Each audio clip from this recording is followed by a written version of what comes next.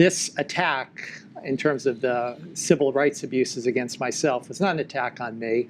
They were really trying to get at President Trump, candidate Trump, and then President-elect Trump, as a way of infiltrating his campaign. So similarly, again, I don't never view myself as a victim, but everyone on this panel, or all the organizations on this panel, were illegally surveilled. I think the first time I ever spoke or emailed with Chuck was he asked me questions in February of 2017, which was right after my first renewal.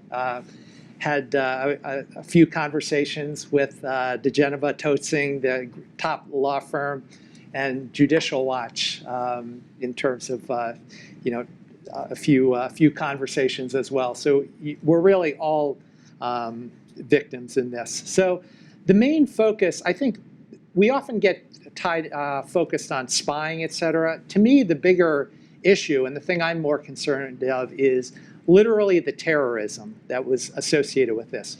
Now, terrorism, you typically think of, assassinations or explosions, but really, if you look at the statutory definition of terrorism, it includes acts that are dangerous to human life. That's sort of the basis of it.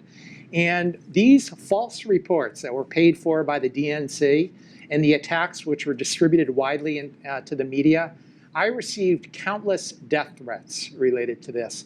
And I know a lot of other members of the Trump movement had the same thing, but you just go down the list of all the elements of terrorism. Violations of criminal law, I think, as we're starting to see elements of that.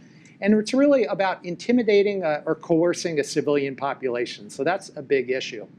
Unfortunately, as I said, it's been great to rely on the important work that Judicial Watch has done, but I have been a supporter of the FBI and a confidential source for them for many, many years.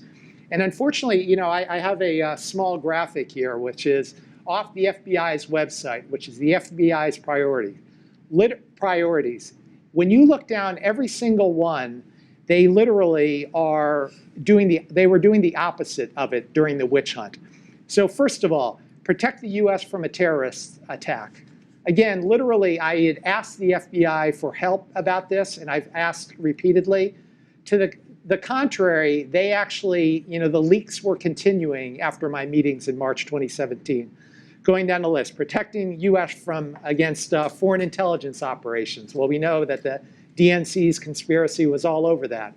Protecting against cyber attacks and high technology crimes. Again, we're all victims of that in terms of this illegal surveillance that was done. And combating public corruption. Again, these illicit payments, which Judicial Watch was able to uncover, not only was the DNC's consultants getting paid, but this Mr. Christopher Steele in 2016, right up to and after the election, got 11 payments from the FBI. So literally a public official who is getting these illicit payments surreptitiously. Protecting civil rights, which is a joke. Obviously our civil rights were severely violated. And then really, transnational criminal organizations. This enterprise was exactly that. And I think, going back to this investigate the investigator, when we talk about major white collar crime, we should find out a lot more about that over the period to come.